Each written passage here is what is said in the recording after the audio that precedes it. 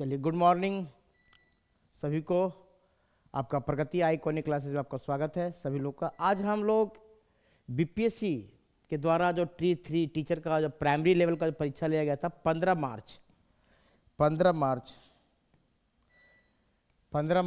2024 को, उसमें मैथ्स का सलूशन, जो मैथ का पार्ट है 18-19 क्वेश्चन आया है, उसमें से जो मैथ का पार्ट है उसको हम सॉल्यूशन करेंगे।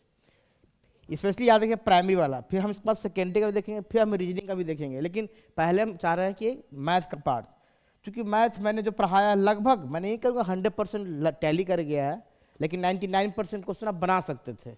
एक दो क्वेश्चन ऐसा हो सकता है कि आपको मिस हो जाए, परीक्षा में प्रेशर रहता है। चलिए, हम पहला क्वेश्चन लेते हैं मैथ्स में। कह रहा है कौन सा असत्य है, हम ज़्यादा बात नहीं करेंगे, कौन सा सत्य है। एक त्रिभुज का क्या क्षेत्रफल होता है, ये है। फिर समबाहु त्रिभुज का क्षेत्रफल क्या होता है, और कोई नहीं, अवृत्त का क्षेत्रफल। वृत्त का क्षेत्रफल तो सही है, सबको मालूम है। समबाहु का, जिसका तीनों भुजा क्या होता है, ये बराबर होगा, तो ये 3/4 होता है। ये गलत, इसमें कोई त्रिभुज का नामकरण नहीं किया कि समबाहु है कि विसमबाहु है, क्या है। तो इसका जो फॉर्मूला होता है जनरली होता है 1/2 गुना आधार गुना ऊंचाई, वो इसमें नहीं दिया हुआ है। आधार गुना ऊंचाई लेते हैं इसमें हम, है ना। त्रिभुज का जो सिंपल फॉर्मूला है, अगर कोई बिना नाम का दिया हो, यानी कि समबाहु नहीं है, कोई प्रकार माने प्रकार नहीं बताया हो, सिंपल पूछ रहा है, तो इसका मतलब ये, तो ये आपको पूरा असत्य, यानी कि आंसर आपका ये होगा। ये तो पता ही सबको, सब सीधे फार्मूला पर, फार्मूला बेस्ट है। एक से अधिक होगा नहीं कोई, चूंकि पहला ही गलती हो गया तो एक से अधिक जाएगा कहाँ से। तो हम समझते पहला का आंसर क्या होगा, त्रिभुज का क्षेत्रफल √3/2a² नहीं होगा, क्या होगा 1/2 बोला आधार, ये आधार लिखा हुआ है, आधार गुना ऊंचाई होता है 1/2 का। नंबर दूसरा देखिए, मेंसुरेशन का ये क्वेश्चन भी है।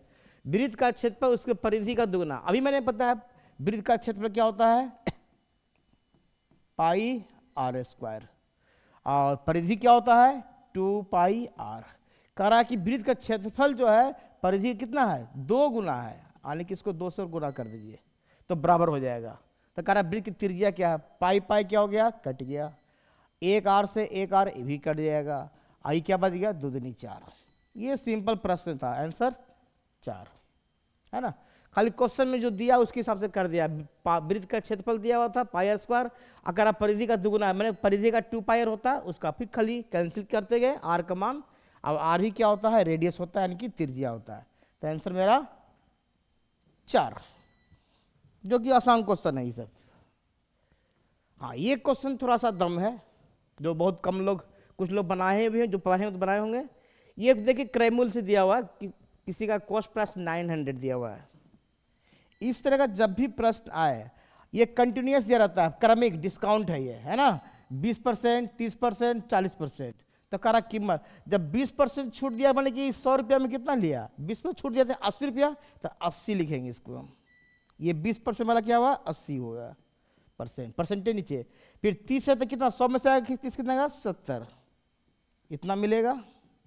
और 40% छूट दे रहा है तो हमको बुक मिलेगा कितना में, 60 रुपया, यानी कि ऐसे करके बस सिंपली। अब बाकी टोटल दिया 900 पर निकालना था, ये कैंसिल कर दी, ये कैंसिल हो गया, ये कैंसिल, ये कैंसिल, और ये नीचे केवल 10 बचेगा। पूरा गुना कीजिए, कितना आएगा 9×72 और गुना 6×7=42/10। इसको करेंगे तो आपको थोड़ा रहेगा 2 दूनी 4 आ ही रहा है, 302.4 आएगा। 10 से भागा देंगे तो, है ना, 30×24, तो आपका आंसर ये वाला। तो कुछ नहीं, क्रमिक बट्टा का मतलब होता है, क्योंकि 20% छूट दे रहा है कि आपको 80 में मिल रहा है, 30% का छूट मतलब 70 में मिल रहा है, और 40% छूट का मतलब 60 में दे रहा है। मैंने कुछ नहीं किया, सबको खाली गुना करते गया। अब आपका वस्तु की कीमत प्राप्त हो गया छूट के बाद। जो छूट का मिलता है, हम लोग डिस्काउंट लेते हैं ना हर एक चीज में। ये सबसे आसान क्वेश्चन। आभास संख्या मैंने बताया था, प्राइम नंबर जिसके केवल 2 फैक्टर होते हैं, 2 गुणनखंड होते हैं, या हम लोग कहते हैं 1 से कटता है केवल और सेल्फ से। तो कौन कर 5 को पूछ रहा है, प्रथम 5 बोल रहा था, 1 तो होगा नहीं, 2 से चालू होगा, है ना। सबसे छोटी आभास संख्या 2, एक सम भी है, ये भी याद रखना है। तो 2, 3 कंटिन्यूस चले, 5, 7 और 11, 5 हो गया। इसको सबको जोड़ दीजिए, जोड़ने के लिए बोल रहा है। 3 2 5 5 10, 10 हो गया, और 10 7 17 और 11 कितना आएगा 28। आंसर आसान, ये आसान क्वेश्चन, इस पर टाइम वेस्ट नहीं कीजिए। जो आसान क्वेश्चन है उसको 23 ले चलते हैं। हाँ ये क्वेश्चन अच्छा है, मैंने अपना वीडियो भी डाला था एलसीएम एचसीएफ का एक अलग से आपके क्लास में, स्पेशल इस पर वीडियो बना हुआ है क्लास का। और ये बहुत आसान क्वेश्चन दिया, 3 4 5 के अनुपात में उनका एलसीएम 2400 है, तो एचसीएफ क्या है। याद रखिएगा जब संख्या रहेगा आपका अनुपात में तो इसको हम गुणा करेंगे सभी को, है ना, तो वो आपका एलसीएम बन जाएगा। कितना होगा, ये हो जाएगा 3 4 12 12 5 60, 60 में हम एक्स लगाएंगे, ठीक है ना, तो वही तो उसी से आपका निकलेगा। बाकी कितना है 2400, तो एक्स रहो कितना आ जाएगा, काट दीजिए डायरेक्ट, 6 चौके 24। ये जो एक्स आया ये हमारा एचसीएफ आया, इक्वल टू 40 है चॉइस, ठीक है। कहने का मतलब ये हुआ कि कभी भी याद रखिएगा, कोई चीज़ याद रखिएगा, 3 4 5 ये अनुपात में दिया हुआ है, ये अनुपात में दिया, ये इसका मतलब ये सहअभाज्य दिया हुआ है ना, सहअभाज्य मतलब जिसका एचसीएफ 1 होता है। तो याद रखिए सहअभाज्य में, थोड़ा सा हम आगे का मेरा क्लास में बताएंगे, सहअभाज्य में अगर एचसीएफ से गुना कर देंगे तो क्या बन जाता है संख्या, ये ध्यान रखिएगा। तो यही चीज है, अगर हम संख्या बनाना चाहते हैं तो 40 से 4 तिया 120 हो जाएगा, 4 160 हो जाएगा, और ये 4 5 20 200 हो जाएगा। यानी संख्या अगर पूछता है तब, लेकिन संख्या नहीं पूछा, आपको क्या पूछा है एचसीएफ। तो जो आपका आया है कटने के बाद यानी कि डायरेक्ट कर दिए, जो इन तीनों गुणनफल जो होगा एलसीएम के बराबर होगा, जो एलसीएम आपको दिया हुआ है, ठीक है। तो इसी हिसाब से इसका और डिटेल देखिएगा तो वीडियो में मेरा पूरा कंसेप्ट दिया हुआ कैसे होता है। अभी थोड़ा सा क्वेश्चन चलते हैं केवल एक 4.03, ये तो बच्चा का भागा देने वाला, दीजिए भागा, बाटा करना है 0.04, बराबर करना है, ये तीनों बराबर हो गया, इस जीरो का कोई वैल्यू नहीं रहेगा, है ना। आप चाहें तो इसको भागा दीजिए, कितना आएगा 10 चौके 40, फिर एक नहीं लगेगा 9/4, 4 तो चला गया 10 आएगा, यानी कि 10 है ना, हाँ 10, बाकी और कोई तो आएगा नहीं, कहीं 10 नीचे रह जाएगा ना, तो 1001.9 ये आएगा, 10 से भागा दें क्या आएगा, ये आएगा आंसर तीसरा। चलिए ये भी भाग देने वाला था। तो कुछ क्वेश्चन तो बहुत ईजी है, और कुछ प्रश्न देखिए ये भी आसान है। घनमूल वाला क्वेश्चन में आया था, घनमूल मतलब क्या है, ये है ना, जैसे यहाँ पर देता है 27, तो क्या निकालते थे, तो इसको या तो डैड कर सकते हैं, या तो फिर 3 गुना 3 गुना 3 लिखते थे ना, तो ये 3 पावर क्यू करके, तो ये कैंसिल हो जाता है, या जो भी ये करिए 3 निकलता है। उसी तरह से आपको दिया हुआ ऑलरेडी है, कितना दिया हुआ है 0.000216 बटा करेंगे, इसको हटाएंगे तो क्या आएगा,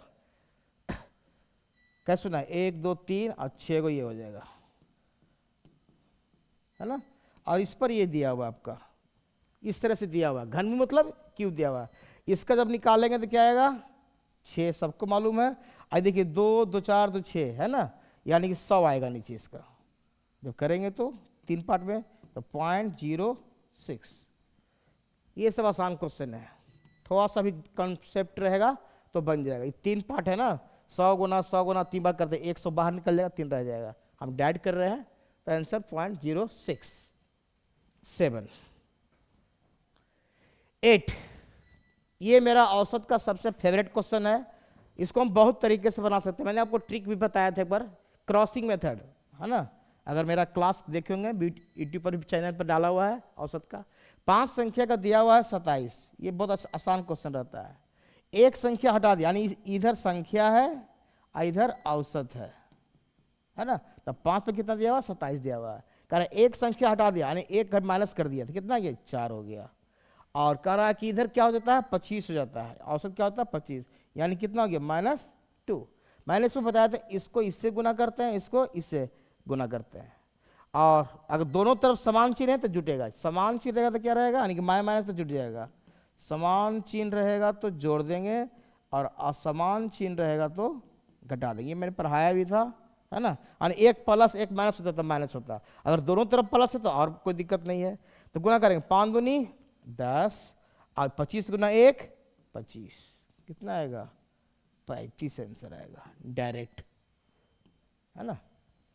दूसरा मेथड है कि आप कुल निकाल लीजिए कि 5 संख्या है 27, तो कुल संख्या कितना आएगा 5 गुना 27, है ना, कितना आएगा 5 से गुना करेंगे कुल बराबर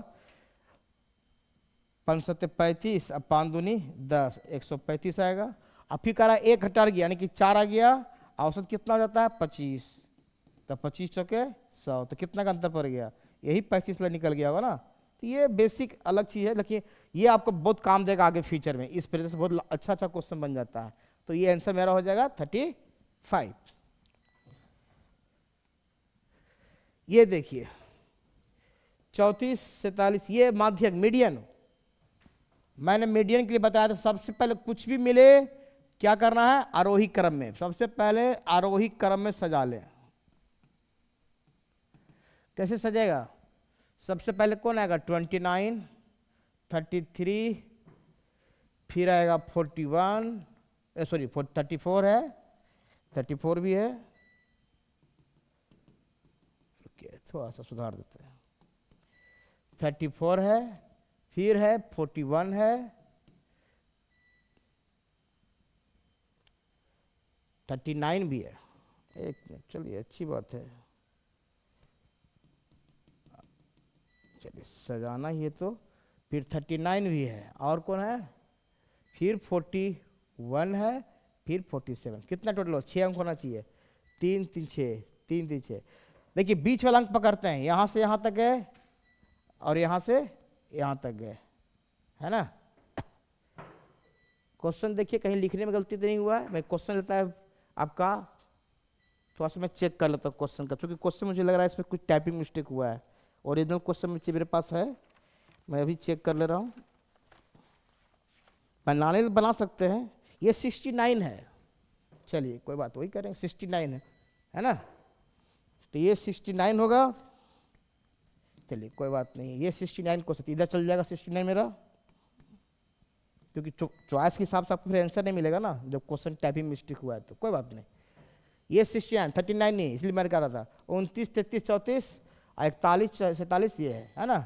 अब ये 3 इधर से 3 बीच में क्या है पता नहीं, तो इन दोनों को क्या करते हैं जोड़ देते हैं, 34 + 41, अब बटा 2 से भागा देंगे तो बीच का निकल जाएगा, ये आ जाएगा कितना 5 75/2, यानी कि 37 74 और 37.5 ये होगा, ठीक है। चलिए थोड़ा सा टाइपिंग मिस्टेक हुआ है, 39 की जगह पर 69 कर लीजिएगा केवल, बाकी प्रोसेस वही रहेगा। आरोही क्रम में सजाइए, बीच में अगर यही 7 अंक रहता तो जो बीच में आता है आंसर हो जाता है, क्योंकि 6 अंक किया है इसलिए मैंने क्या किया दोनों को ये ऐड किया और 2 से भागा दिया है, ये ऑलरेडी पढ़ाया हुआ है, ये आसान भी है मीडियन निकालना। 2 सहभाज्य संख्याओं का गुणनफल, अब देखिए अभी मैंने बताया था सहभाज्य गुणनफल क्या होता है, हमेशा एलसीएम होता है, तो 2 सहभाज्य में को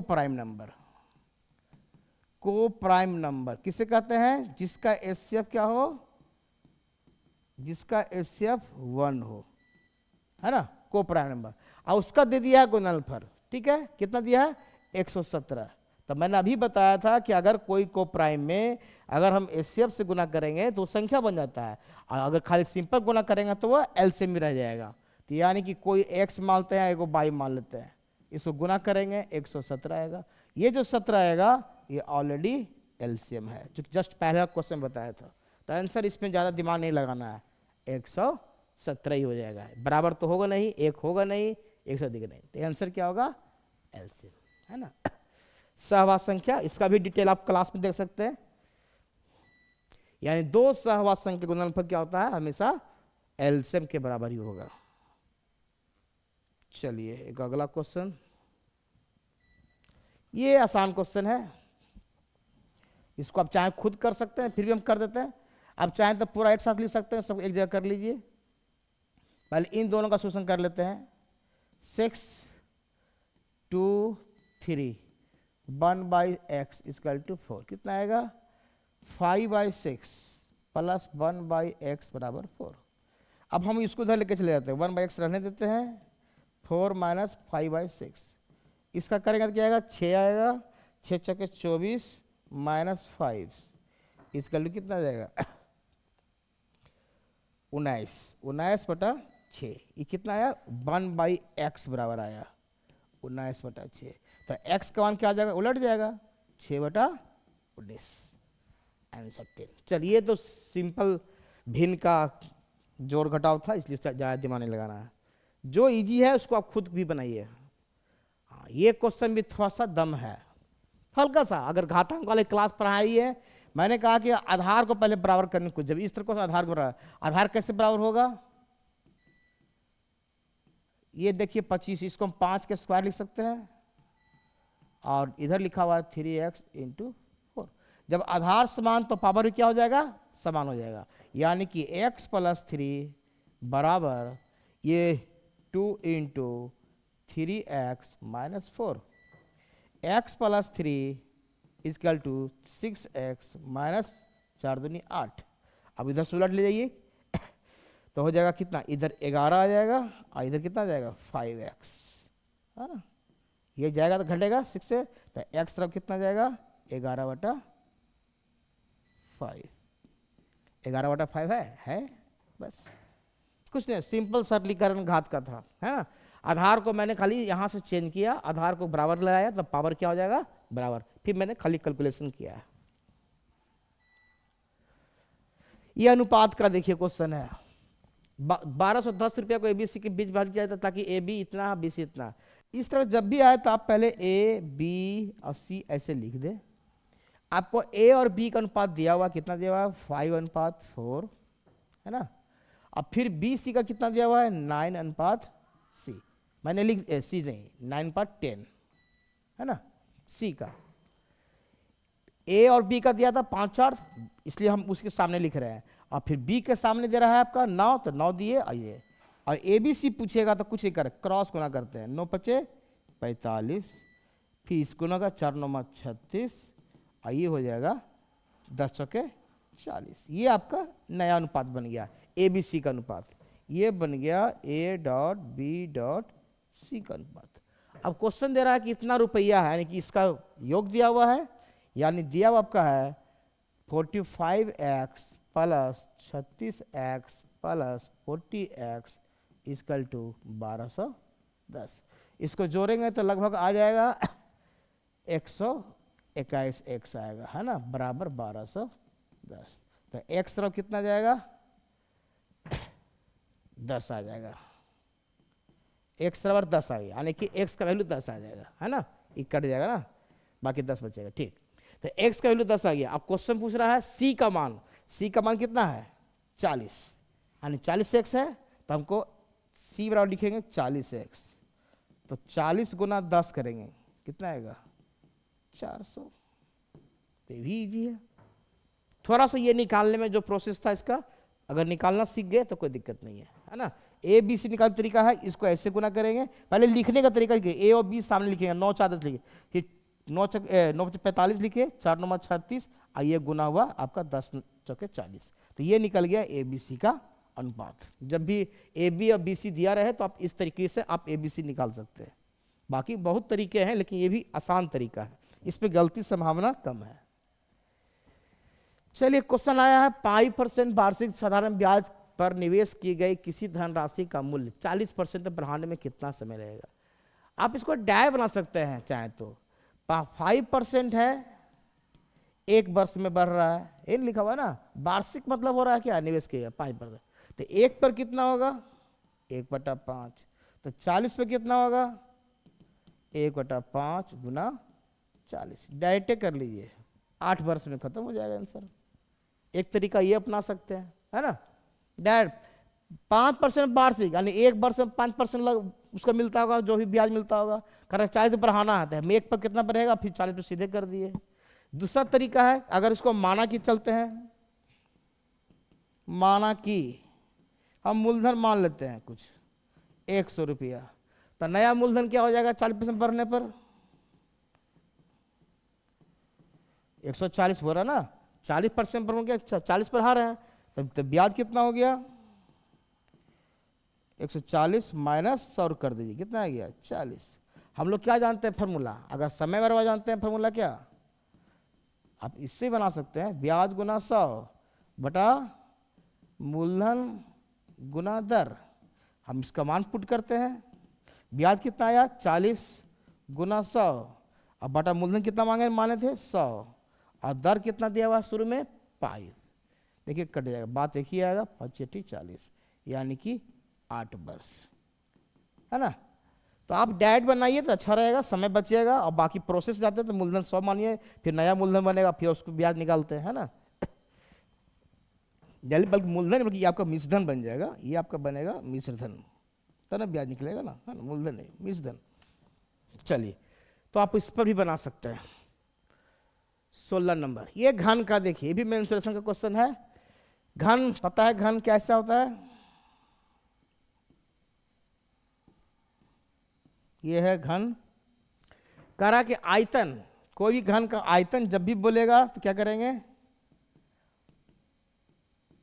है ना, मानते एक हम वॉल्यूम V1 मानते हैं, एक V2 मानते हैं, और इसका निकालना है तो कितना का 8/27 दिया हुआ है।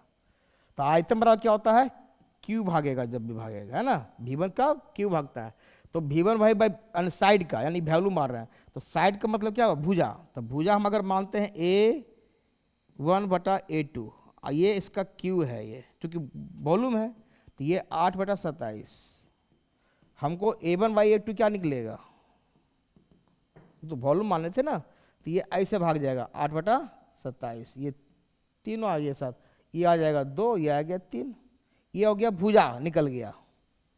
क्या पूछ रहा है, क्षेत्रफल। क्षेत्रफल क्या होता है A स्क्वायर, तो A1 के स्क्वायर कर दीजिए और A2 के स्क्वायर कर दीजिए, तो 2 दूनी 4 हो जाएगा, 3 तिया 9 हो जाएगा, बस यही निकालना था, 4:9। तो आयतन दिया हुआ है, उससे हम क्षेत्रफल निकाल दिए, सिंपल सा। आप पहले भुजा निकाल लिए कि साइड क्या होगा A1 A2 का, उससे आप आधार पर ये निकाल लिए, ठीक है। ये आपका वॉल्यूम लिखा हुआ केवल है, तो इस हिसाब से आप बनाइएगा तो दिक्कत नहीं होगी। एक समीकरण देखिए, ये भी आसान क्वेश्चन था, खाली मान रखना था। x बराबर 3 y बराबर -2, समीकरण में 4px - 3 देखिए कुछ नहीं है, आपको मान रखना 4px मान कितना है गुना 3 रख दिए, -3, अब y का मान कितना रखना है -2 रखना है, बराबर 12 दिया हुआ। समाधान है तो इसका इन दोनों का शोषण करेंगे तो ये आएगा। आपको p का मान पूछ रहा है ना, p का मान, ठीक है। तो ये 4 12p हो गया, माइनस आई देखिए 3 दूनी 6, अब माइनस का जाएगा प्लस, है ना, ये माइनस में छूटेगा प्लस हो जाएगा, 6 बराबर 12, तो 12p बराबर क्या हो जाएगा 12 - 6 हो जाएगा, तो p बराबर कितना हो जाएगा 6/12, 1/2, ये आंसर। ये चलिए, इसमें आसान है, ये 17 में कुछ था नहीं, 17 आपका आसान है एकदम।